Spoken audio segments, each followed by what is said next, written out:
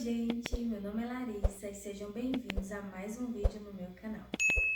Hoje eu quero deixar o meu relato para vocês. Não é um relato fácil, mas o objetivo desse vídeo não é deixar ele pesado, triste, mas eu sei que tem muitas grávidas que vão se identificar, muita gente que não conhece. O que eu vou falar aqui é antes de acontecer, como aconteceu comigo. Então eu vou deixar aqui o meu relato para vocês. Vou contar desde o início, como foi que a gente descobriu, e até a perda e os motivos, e o que a gente teve que fazer diferente nessa gravidez para que tudo ocorresse da melhor maneira possível. Assim que eu casei, eu comecei a tomar o anticoncepcional. Eu tomava a injeção mensal. Tomei a injeção por 4 anos seguidos. Eu casei em 2018 e quando foi em 2022 eu decidi parar com a injeção. Não consultei médico, nada, parei por conta própria. Também não tinha o objetivo de engravidar imediatamente. Eu sabia que iria acontecer, mas eu não estava focada nisso. Eu só pensei que se acontecesse, se viesse, era bênção, se não viesse também, tudo bem. Então eu parei com o anticoncepcional em 2022, em abril de 2022. Em abril de 2023, fez um ano. E eu engravidei em maio de 2023. Só que eu não descobri em maio, eu descobri lá por volta de julho de 2023. Quem descobriu não fui eu, foi o meu marido. Uma semaninha que eu tava bem enjoada, não tava querendo comer quase nada, tava rejeitando tudo. E aí ele olhou pra mim e disse assim: Larissa, você tá grávida? Eu digo, eu não tô grávida. Aí ele falou: você tá grávida? Eu digo, eu não tô grávida. E a gente ficou nessa teimosia, ele dizendo que eu estava grávida, eu dizendo que não estava. Ela disse, então compra o teste. Compra o teste de gravidez, que é pra eu lhe provar que eu não estou grávida. Eu não lembro as datas certinhas, eu sei que foi ali por volta de junho, julho, mas eu lembro os dias da semana. E isso era numa quarta-feira. Quando foi na quinta de manhã, ele saiu pra trabalhar, saiu de madrugada, se não me engano, e aí veio de manhãzinha cedo já pra tomar café e já trouxe o teste. Fiz o teste, coloquei no banheiro e saí. Aí a gente esperou os 5 minutinhos, eu não quis entrar no banheiro, meu marido é muito mais ansioso do que eu. Aí eu deixei ele ir. Aí ele viu o teste, já ficou pulando de alegria, já. Ele disse, eu sabia. Mas eu ainda tava incrédula. Eu não tava acreditando que eu tava grávida. Conseguimos marcar para fazer exame de sangue no mesmo dia, à tarde. Então, à tarde da mesma quinta-feira, a gente foi na clínica, pagou o exame e colheram lá o sangue. E o resultado só iria sair 10 horas da noite. Ia sair no próprio site da clínica. Eles dão um nome do usuário, assim, e a gente consegue entrar. E a gente ficou nessa ansiedade, mas aí quando foi 10 horas da noite a gente entrou lá. Só que saiu o resultado com a quantidade do hormônio, né? O beta-HCG, eu não sei explicar direitinho aqui, não sei os termos nem nomes, mas saiu a quantidade do hormônio que as pessoas chamam de hormônio da gravidez. Eu pensei que ia sair tipo grávida ou não grávida. Só saiu a quantidade do hormônio lá. É 1000, eu não sei qual a unidade de medida, não sei falar qual que é. Sei que é 1000 alguma coisa lá. Eu disse, e agora? Como é que a gente sabe se é positivo ou negativo?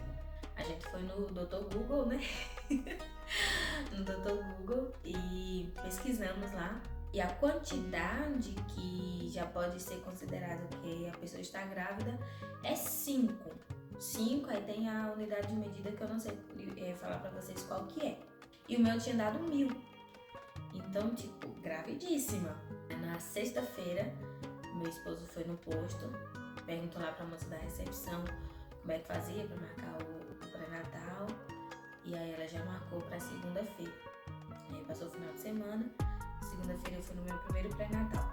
A enfermeira me pediu ultrassom. O primeiro ultrassom me entregou o pedido do primeiro ultrassom. Mas mesmo assim eu ainda não estava acreditando muito que eu estava grávida. A gente fez o ultrassom, o primeiro ultrassom. E aí quando a moça colocou lá e aí mostrou bonitinho, tava lá o nenenzinho, colocou o coraçãozinho batimentos, a gente foi pego de surpresa. Estava lá tudo direitinho, a gente conseguiu ver. Os batimentos estavam todos ok. E aí foi quando realmente eu disse, eu tô grávida. Mas o tempo foi passando, fui fazendo o pré-natal, fui fazendo todos os exames direitinho. A gente tava feliz, né? Porque meu marido sempre quis ser pai. Eu também sempre quis ser mãe, só que não era uma coisa que pra mim era tão urgente, sei lá. Eu ficava assim, se acontecer, aconteceu, se não acontecer, eu também não ficava muito pressionada com isso. Mas aí o tempo foi passando e tudo ok na gravidez, tudo perfeito.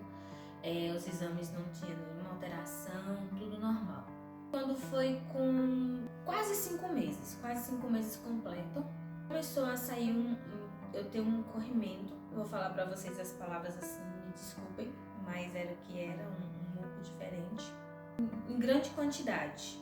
E não tinha cheiro, não.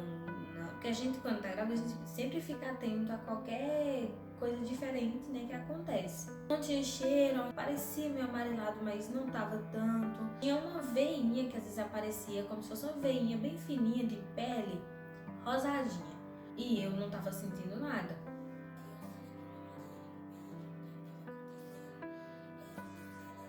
Eu não tava sentindo nada, mas a gente foi. No sábado, acho que era um sábado de manhã. Cheguei na emergência. Colocaram acho que é sonar que fala, né? Pra escutar o coraçãozinho do bebê. Escutaram, tava normal. E quando a médica veio fazer o toque, ela disse que tava sentindo algo diferente. Quando ela mediu, eu tava com 4 centímetros de dilatação. Tava sentindo a bolsa do bebê.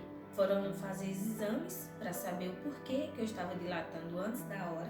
É normal a mulher dilatar, né, quando vai entrar em trabalho de parto, mas no tempo de 37 a 42 semanas, que é exatamente para o bebê nascer, só que eu tava com 5 meses. Não deveria estar dilatando. E eu não tava sentindo dor, não tava sentindo nada, tava pleníssima, muito bem.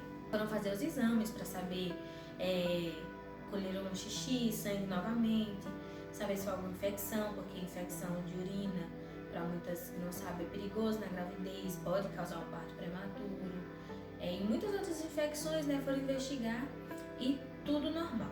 Aí quando saiu os exames, ela me chamou o Pedro, e explicou que os exames todos deram normais, não tinha nada que justificasse a dilatação do colo do útero precoce. Ela disse que tinha a possibilidade de ser o que eles chamam de IIC, que é a insuficiência istímico-cervical. É uma condição em que, bem grotescamente falando para vocês, né, porque eu não sei explicar, mas eu sei explicar da minha maneira, né, não da forma médica, mas é como se o colo do meu útero fosse fraco. E quando o bebê vai crescendo, o peso que ele vai ganhando, com o peso do líquido amniótico, o útero vai se abrindo, e aí ele vai se abrindo antes da hora. Ela disse que já era uma gestação inviável, né, que já estava todo aberto, e aí o certo seria eu induzir o parto, e ela ia furar a bolsa, né, pra que o bebê viesse, mas a gente já sabia que ele ia vir sem vida, porque não estava preparado, né, não estava no tempo certo para sobreviver. Eu perguntei se eu tinha a opção de voltar para casa ou se eu tenho que ficar internada. E eu pensei comigo, né, eu digo, eu não vou interferir. Eu pensei bem assim, se Deus quiser levar meu filho, ele que leve, da maneira dele, mas eu não vou interferir, eu não vou fazer nada para ajudar. Senhor, se o Senhor quiser, o Senhor tá nessa sozinho. Não me interpretem não. Mas a gente, quando ora, se a gente tem intimidade, a gente conversa as coisas com Deus abertamente. Ela disse, não, se eu tiver a opção de ir pra casa, eu quero ir pra casa. Porque ela falou assim, ok, você vai pra casa, você pode ir, mas sabendo que é perigoso eu pegar uma infecção muito maior por conta que o colo estava aberto, né? Pegar uma infecção no útero muito maior e acabar perdendo o útero ou alguma coisa. Eu disse, não, mas eu quero ir pra casa. E aí eu vim pra casa, veio eu e o Pedro, a gente, né, absorvendo toda a informação, choramos, a gente já sabia meio que não tinha jeito, né, mas aquela pontinha de esperança, sabe, de Deus fazer alguma coisa. Mas se Deus não fizesse também, a gente tava confiante, e é muito difícil quando você tá passando pelo processo de luta, de guerra, e você confiar que a vontade de Deus é boa, perfeita e agradável, mesmo não sendo boa aos seus olhos. E aí a gente veio pra casa, eu passei o domingo inteiro em casa, absorvendo, a gente conversou, e aí a gente já foi se acalmando mais, já confiando que a vontade de Deus era boa, perfeita e agradável. Se fosse acontecer, iria acontecer. E eu ainda não estava sentindo nada. Até então a gente não sabia o que era, porque tinha marcado o ultrassom para 2 semanas depois. E aí jantou, a gente foi dormir entre aspas, né? Porque eu passei o dia na cama, então dormia, acordava. E eu não tava com sono. O Pedro dormiu do meu lado e eu continuei acordada. Até umas 2 horas da manhã, umas 2h30. Quando foi 2h30, eu pensei assim, não, acho que eu vou dormir. Eu comecei a sentir umas dores. Aí sim eu comecei a sentir. Comecei a sentir umas dores no pé da barriga. Eu não sabia identificar que tipo de dor era. Por quê? Porque eu nunca tinha sentido cólica na minha vida. Então eu não sabia se era cólica, contração de treinamento, ou se eram as contrações do parto já. Ficou aquela dor um pouco incomodando ali, ficava no pé da barriga, ia pras costas, no pé da barriga ia pras costas. E não estava tão constante, fiquei ali sentindo pra ver onde ia que dá. Aí quando foi 3 horas, eu acordei o Pedro.